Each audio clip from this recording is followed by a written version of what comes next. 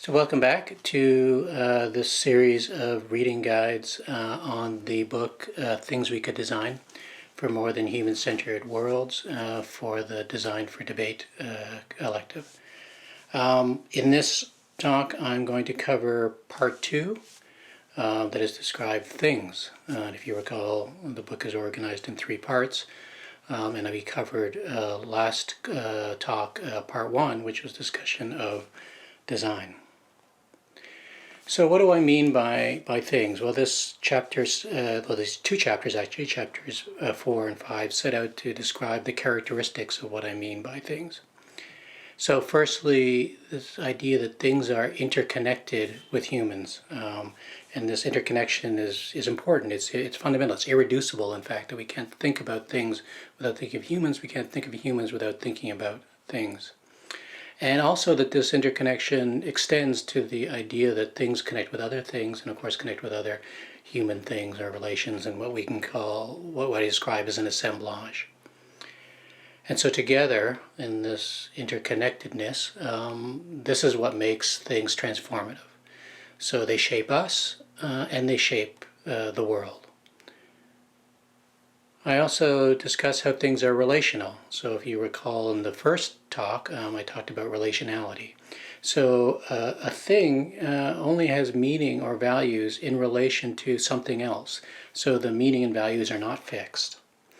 And then I want to describe how things are agentic, that they have, in some sense, their own intentionality, a non-human intentionality, and a non-human agency that I refer to as agentic capacities.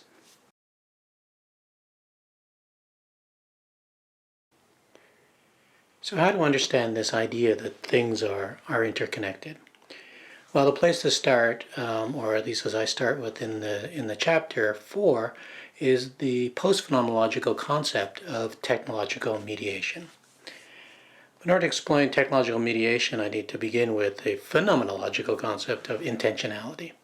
Now, we've already encountered this concept of intentionality in nomadic practices in chapter 2, and we discussed this last week.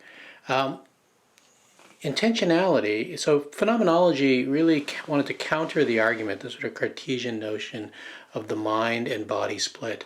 And in the mind was a independent, discrete entity, a human that could act in an also independent from them world. So the notion that there's a kind of a Cartesian stage, that the world precedes us, and after we, whether that's the world or nature, whatever it is that it exists outside of us, and that we can come and we can go, and both us and nature, or us and the world, are independent. Phenomenology argued for an embodied relation, not the split of the mind-body, but the bringing together, and that we can only understand the world and be in the world through our phenomenological or embodied and situated state.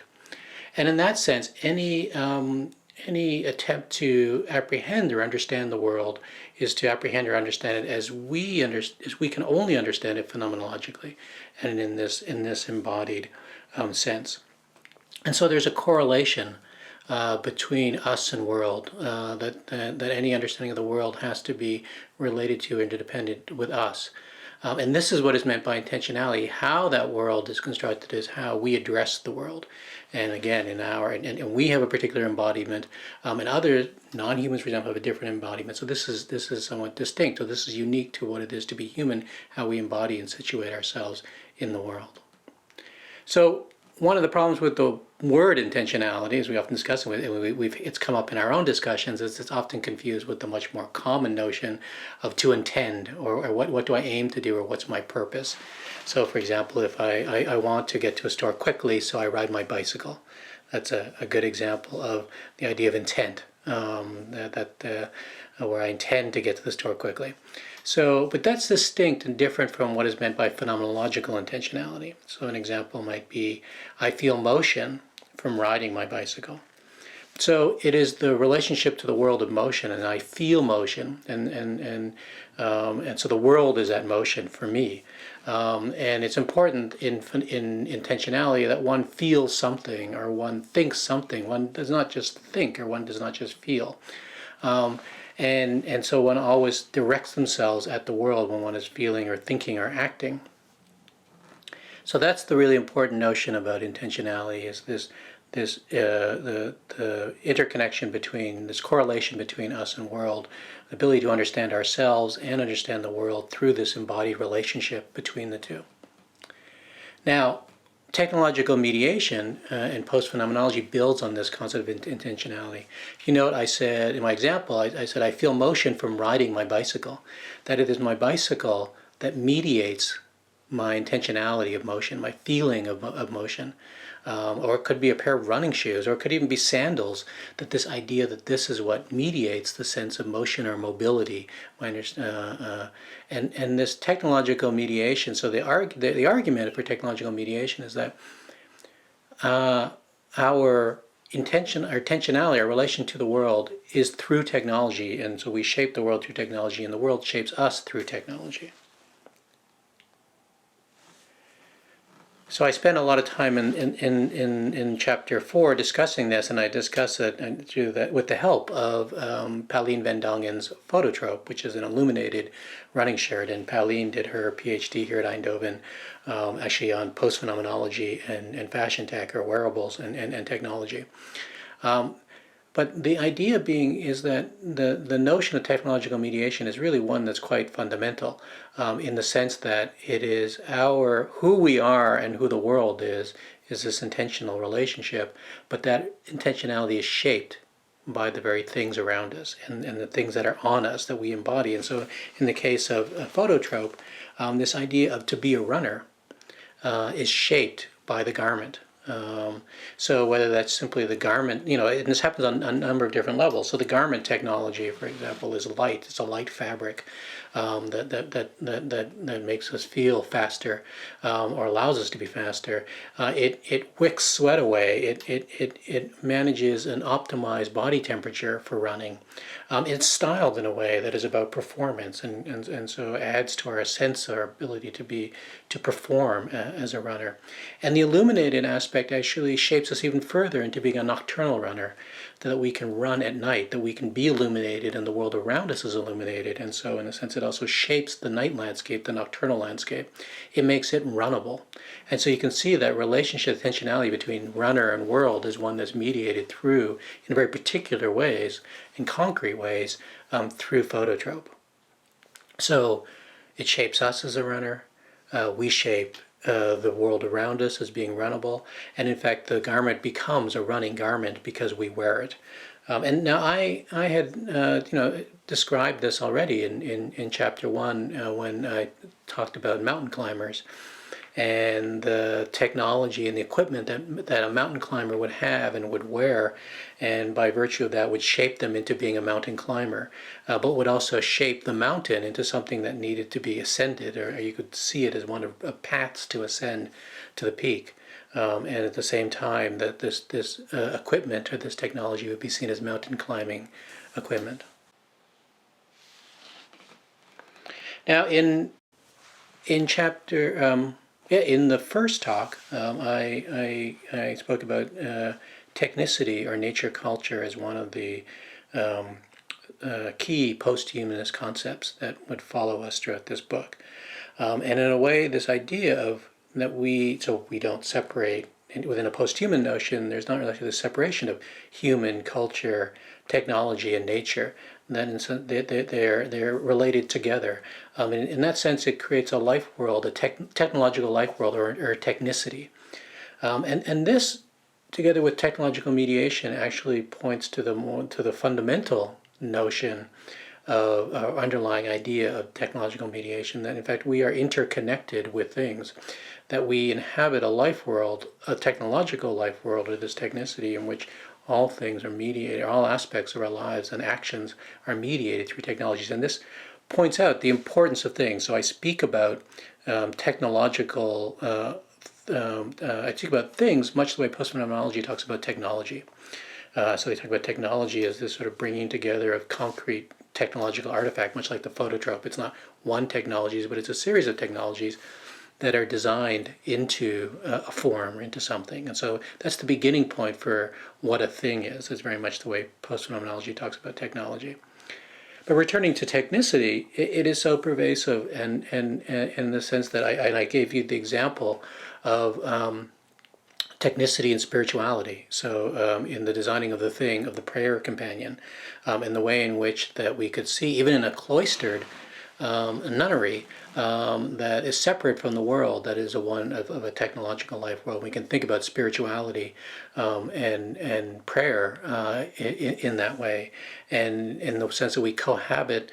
We cohabit, including non-human animals, cohabit a technological life world, as I showed again at the beginning of chapter 4.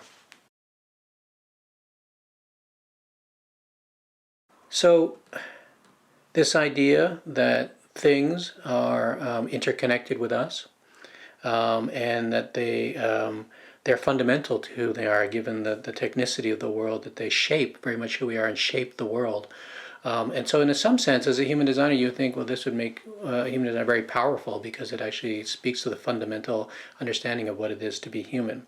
However, I also want to show that this notion of how things are shaped is actually distributed, is shared by non-humans. So in some sense, that this idea of it is powerful, the idea of things and the relation with things, but it's one in terms of human role is actually quite limited.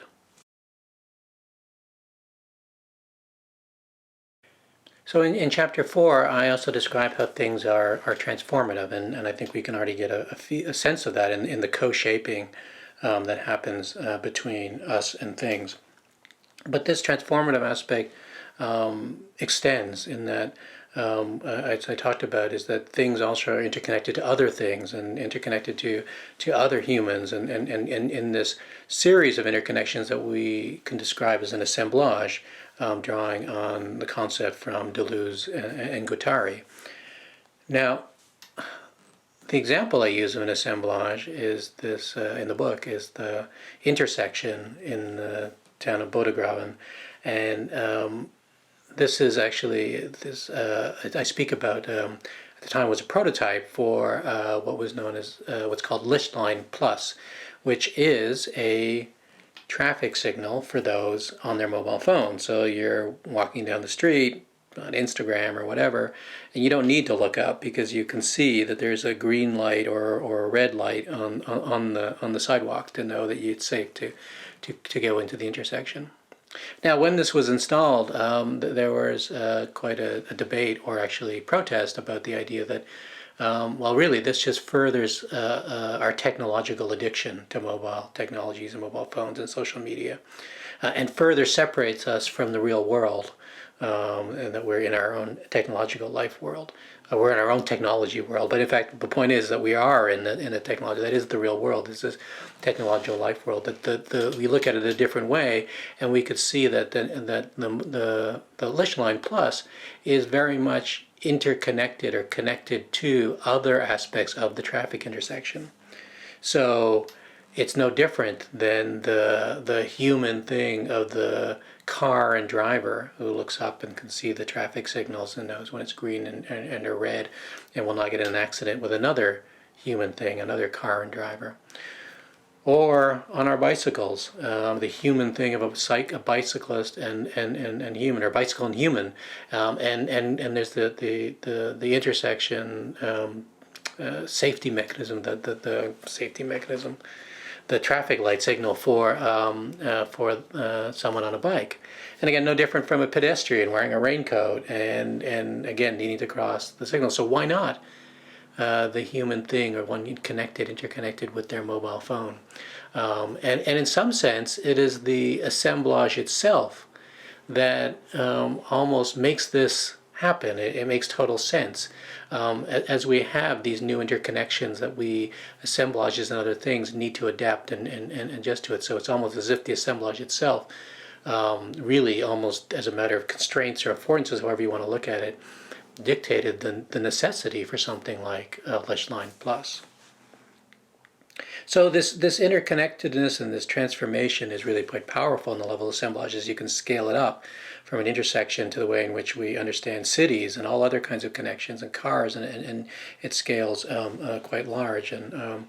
But we should not think that, though, that be careful that this idea of the interconnectedness and the relationships and the assemblages are actually quite stable. They can change quite quickly, and as I point out in the book, I talked about how Punta Verde in Spain was one of the first European cities to create car-free zones, so to make these kinds of intersections really quite irrelevant. And of course, here in the Netherlands, with the early 1970s and the Stop the Kindermoord movement, which really was what established this amazing national network of bicycle paths that shifted the assemblage, where the bicycles were given a level of equivalence to the car thing.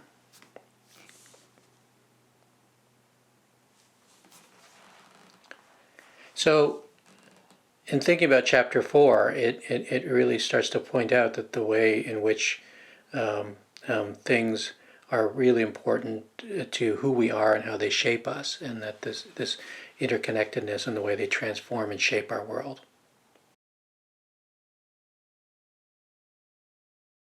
Now in chapter 5, I move on to talk about the other characteristics, that things are relational and things are vital. But let's start with things are relational. And you'll recall, again, from the first lecture that the other important posthumanist concept that I discussed was relationality.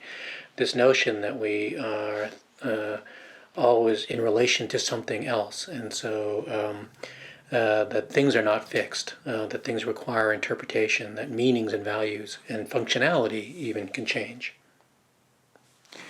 So I talked about one of the things that I had made, which was the tilting bowl. And so it was a series of, it was all the same, but multiple versions of a ceramic bowl, large fruit bowl, that would periodically tilt. And we would deploy these things and to understand what relations would form, to understand how this interconnectedness, what qualities would take shape. And so, if you recall, there's a fairly long passage in this study, in the book from one of the study participants, where it was talking about the idea of normal and whether the tilting bowl was normal or not. And how at first thought it was normal, then realized it was not normal. It was not normal, and then felt over time it was normal. But we reminded when other people would see it, they were guests of the house or friends, how strange this thing was. Anyway, this reflections on what in fact is normal is a really good example of relationality.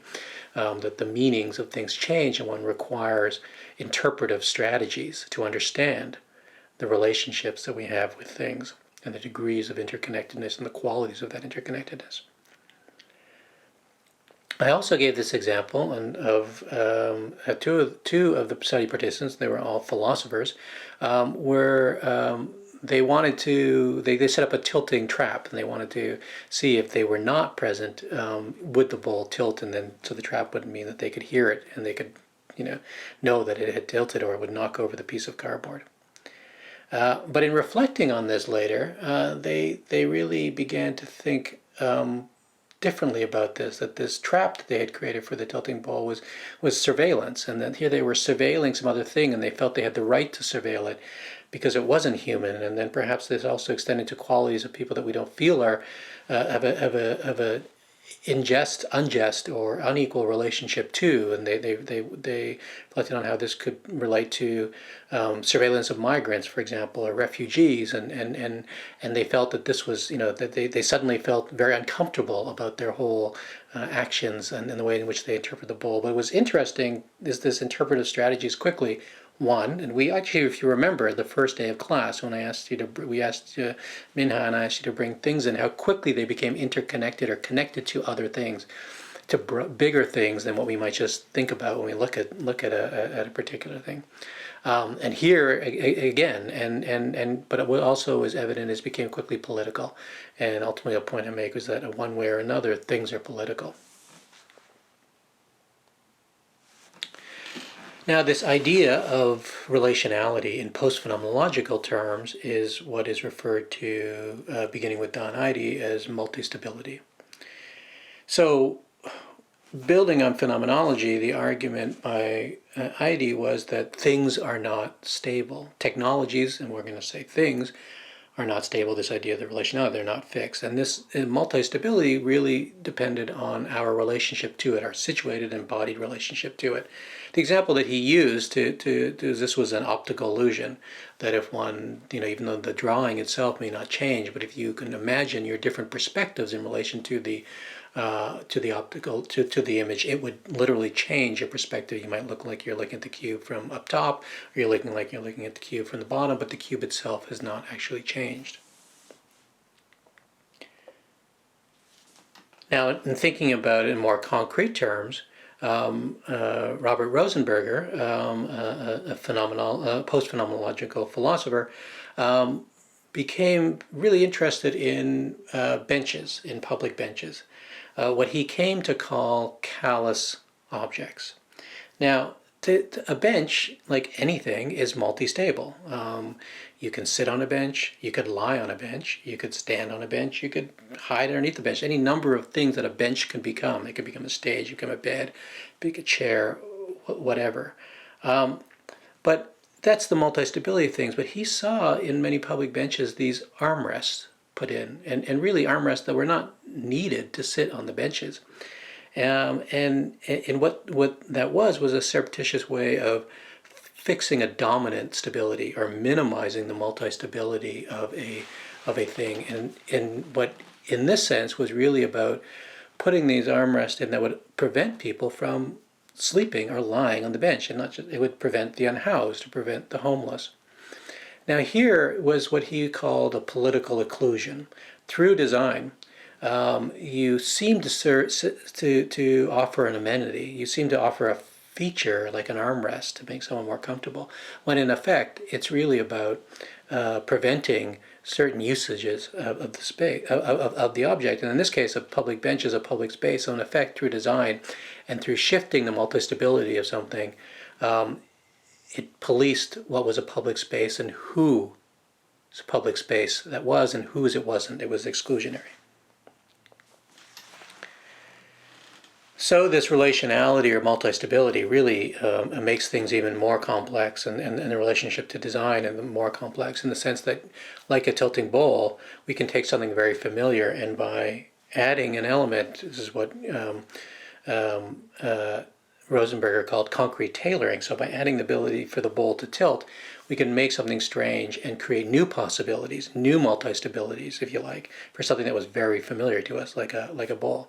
But it can also go the other way, that one could start to diminish the multi-stabilities of a thing or the relationality of a thing as a way of through what he, this political occlusion, that one could start to be exclusionary about possibilities of a thing.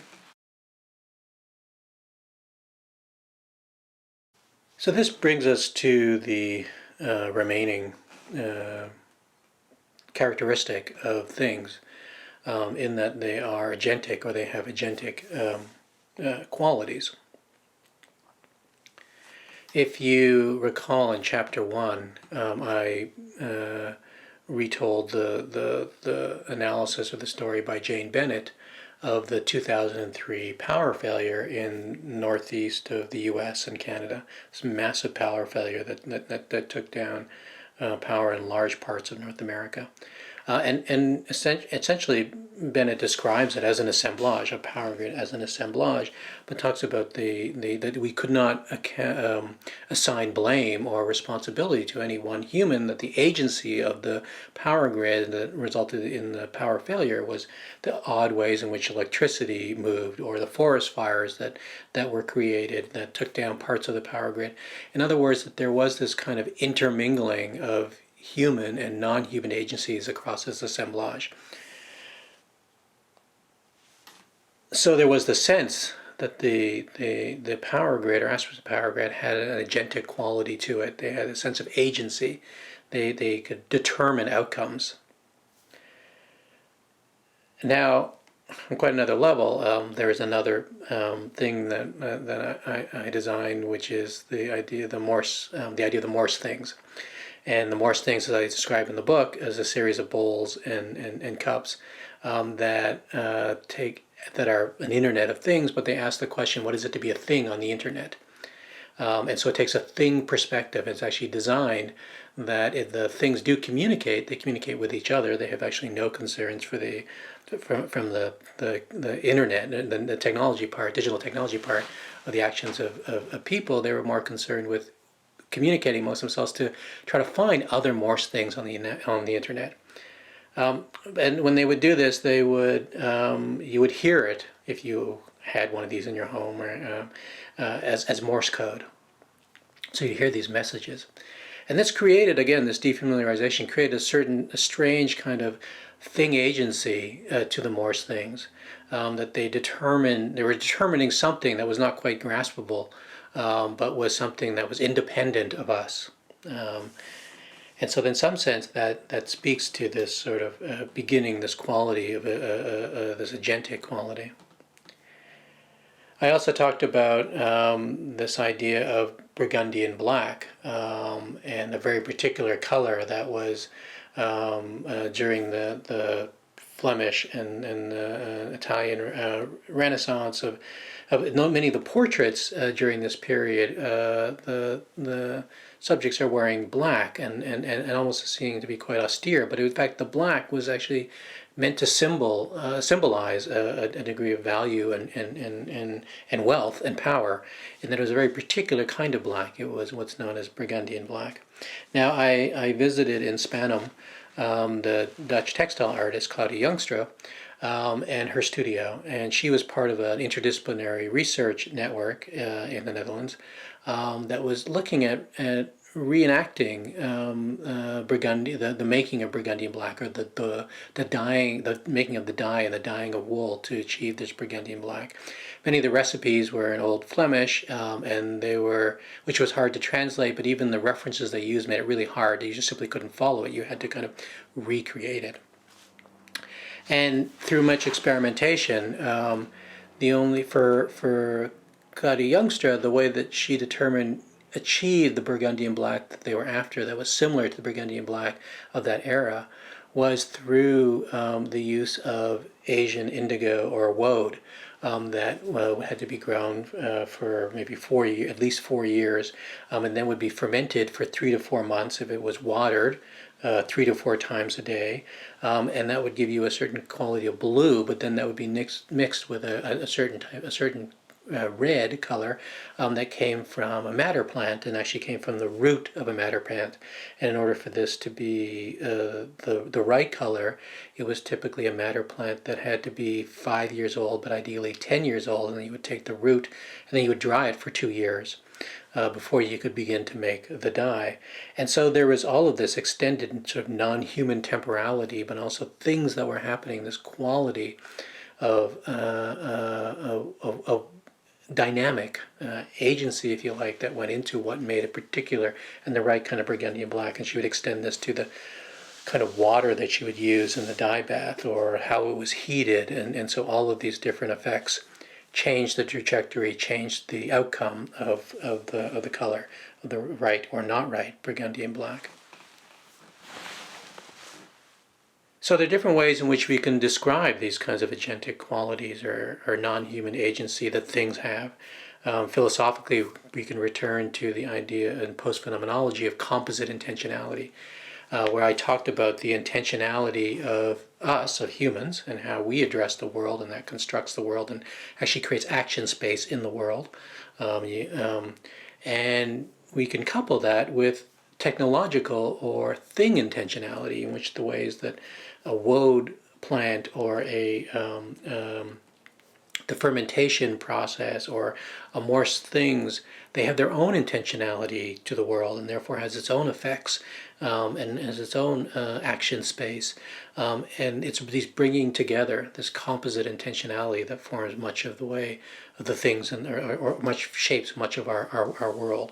So this idea of composite intentionality, of bringing thing intentionality or non-human intentionality together with human intentionality.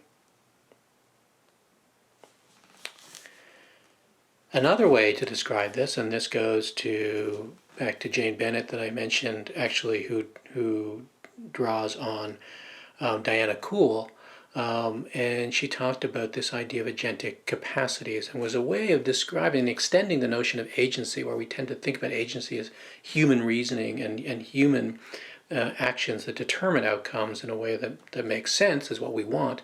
But there's other ways in which there is this effect on the world that we can start that has agentic qualities, or a set of capacities. And these agentic capacities have different characteristics, they have different effects, and I think this is really important in relation to things. So Bennett, drawing on Kuhl, describes one of those characteristics as efficacy. And what she means here is that these agentic forces, when they come together, can start to create something on their own. So, in fact, you remember in the example of the Lichtlein Plus and the traffic intersection at Bodegraven, we can almost say that that assemblage created or contributed to the creation of the Lichtlein Plus. That there was a kind of efficacy that was created there. There was it doesn't always be positive, the creation of the power failure in the power grid.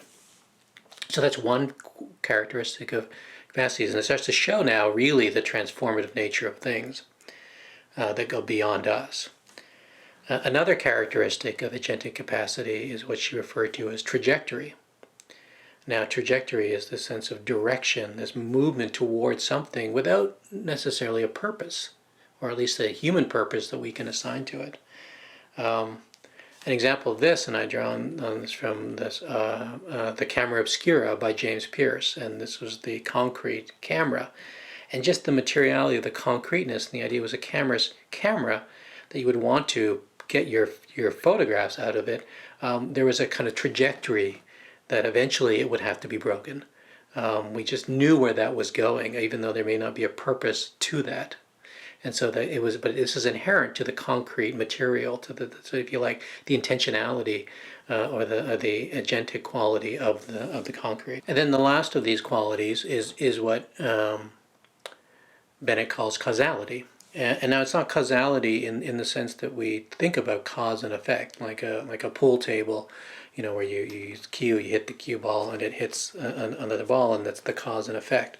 But one that is much more indeterminate. But nevertheless, there is an origin, something that can be seen at the beginning that causes other things to happen, even though they may be unknown at the time.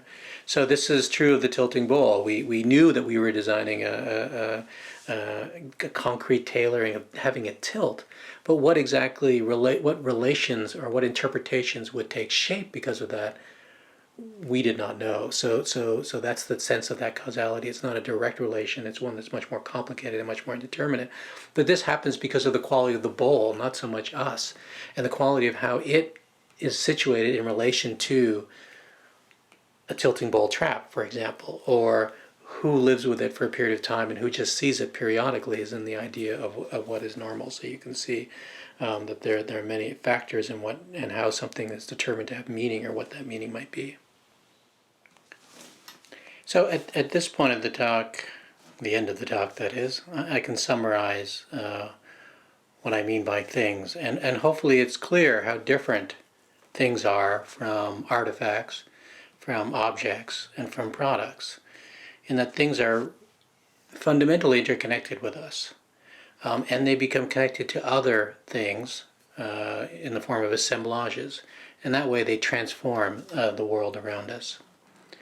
Things are not fixed, things are not essential. The meaning can change, it requires interpretation, and that way they're relational.